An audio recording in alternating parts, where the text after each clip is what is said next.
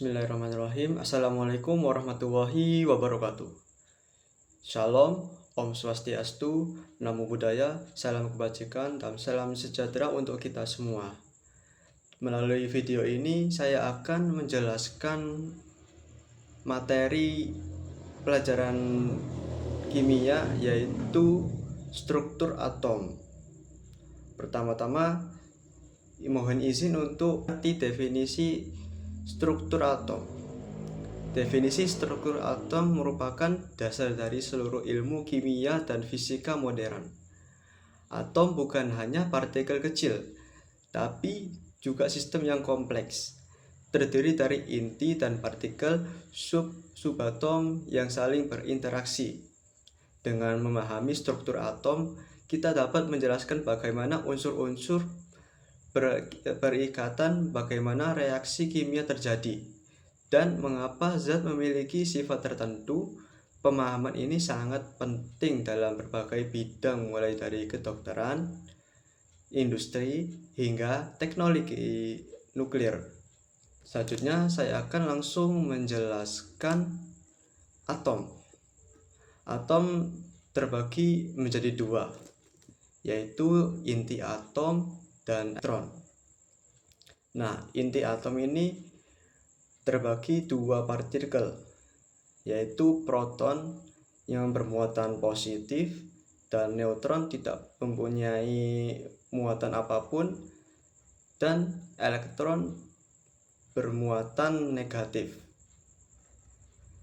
Selanjutnya di sini saya memperlihatkan gambar struktur atom atau penyusun atom. Di tengah-tengah ini ada unsur proton dan neutron, sehingga menjadi positif. Dan di bawahnya ini elektron yang bermuatan negatif, sehingga menjadi unsur yang negatif. Selanjutnya partikel penyusun atom sebagai berikut. Rumusnya proton yaitu P, dengan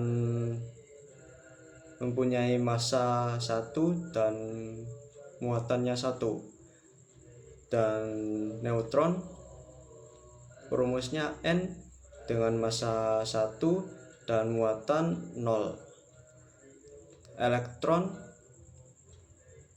rumusnya E, dengan massa 0 dan muatan -1.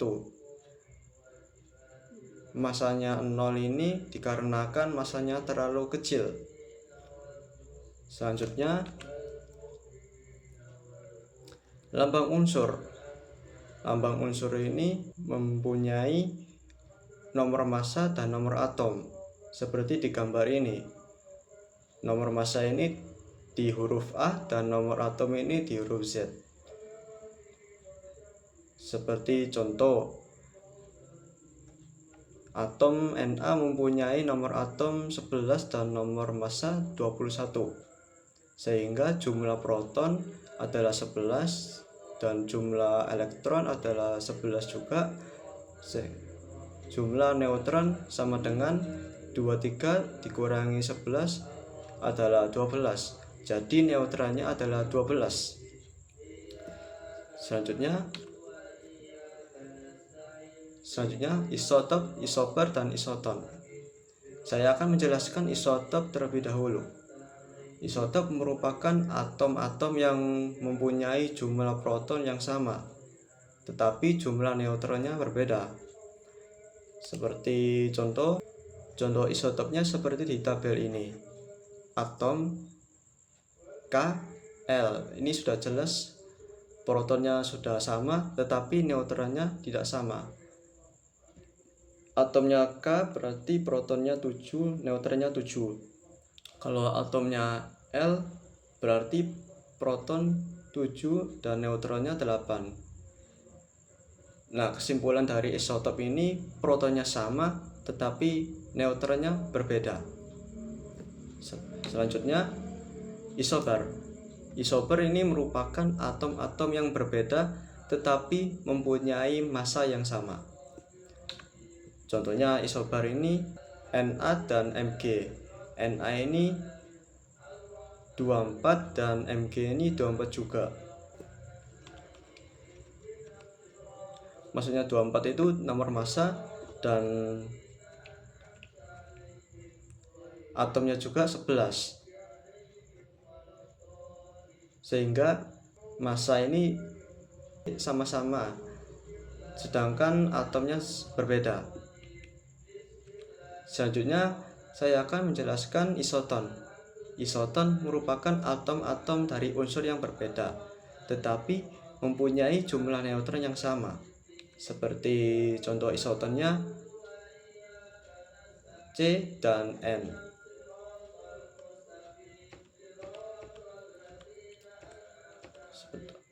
Nomor massanya 13 itu C ya. Kalau N 14. Sedangkan atomnya 6 dan 7. Kedua atom ini sama-sama dikurangi hasilnya 7, neutronnya 7. 13 dikurangi 6 berarti 7 neutronnya.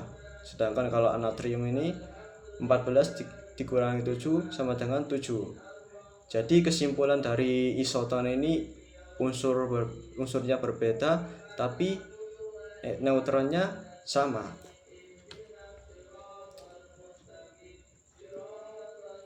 Nah, selanjutnya saya akan menjelaskan penemuan elektron.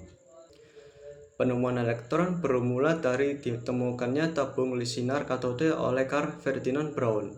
Tabung sinar katode tersebut terbuat dari tabung hampa dari bahan kaca yang dialiri listrik searah dari kutub positif yang disebut anode dan dari kutub negatif yang disebut katode.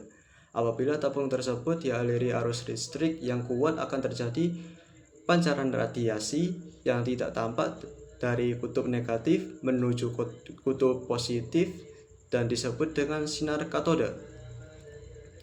Penyempurnaan tabung katode yang dilakukan oleh Sir William Crookes akhirnya dapat mengetahui sifat-sifat sinar katode sebagai berikut.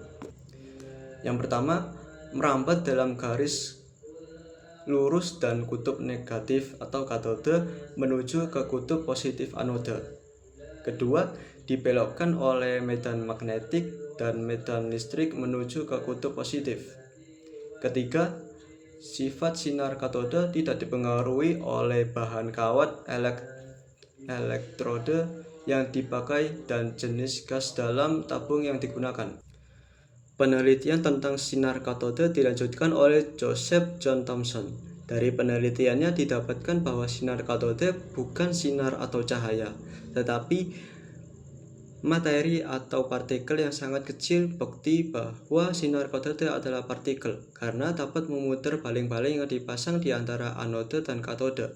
Pada penelitian selanjutnya, J.J. Thomson dapat menentukan muatan elektron yaitu minus 1,76 kali 10 pangkat 8 coulomb per gram.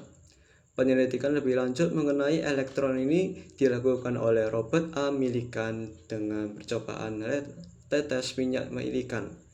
Berdasarkan percobaan diketahui muatan satu elektron adalah 1,622 kali 10 minus 19 Celsius dan massa satu elektron adalah 9,10 kali 10 26 gram. Selanjutnya saya akan menjelaskan perkembangan teori atom dari para ilmuwan utama, meliputi pertama Demokritus pada tahun 460 sampai 370 sebelum Masehi. Konsep ini yakni materi terdiri dari partikel terkecil yang tidak dapat dibagi lagi, disebut atomos atau tidak dapat dipotong. Penjelasan dari Demokritus ini yaitu Demokritus berpendapat bahwa jika suatu materi terus dibagi, akan mencapai partikel yang tidak dapat dibagi lagi, yaitu atom. Namun ini adalah gagasan filosofis tanpa bukti eksperimen. Kedua, John Dalton pada tahun 1776 sampai 1844 sebelum Masehi. Konsep ini yakni atom adalah bola pejal yang tidak dapat dibagi dan merupakan partikel terkecil dari suatu unsur. Penjelasannya yaitu Dalton menyatakan bahwa pertama, setiap unsur terdiri dari atom-atom identik. Atom dari unsur berbeda memiliki massa dan sifat berbeda. Atom tidak dapat diciptakan atau dimusnahkan. Senyawa terbentuk dari kombinasi atom-atom dengan perbandingan tertentu. Ketiga, J.J. Thomson pada tahun 1856 sampai 1940 sebelum Masehi. Konsep ini yaitu model roti kismis atau plum pudding, di mana atom terdiri dari muatan positif dengan elektron tersebar di dalamnya. Penjelasannya yaitu melalui eksperimen sinar katoda, Thomson menemukan elektron sebagai partikel bermuatan negatif yang lebih kecil dari atom. Ia mengusulkan bahwa atom adalah bola bermuatan positif dengan elektron tersebar di dalamnya. Keempat, Ernest Rutherford pada tahun 1871 sampai 1937 sebelum Masehi. Konsep ini yakni atom memiliki inti kecil bermuatan positif yang dikelilingi oleh elektron yang beredar dalam ruang kosong. Penjelasannya yaitu melalui percobaan penembakan partikel alfa pada lempeng emas. Rutherford menemukan bahwa sebagian besar partikel alfa menembus lempeng, tetapi beberapa dimatulkan. Ini menunjukkan bahwa atom memiliki inti padat bermuatan positif atau nukleus, dan sebagian besar volume atom adalah ruang kosong. Dan kelima terakhir, Niels Bohr pada tahun 1885 sampai 1962.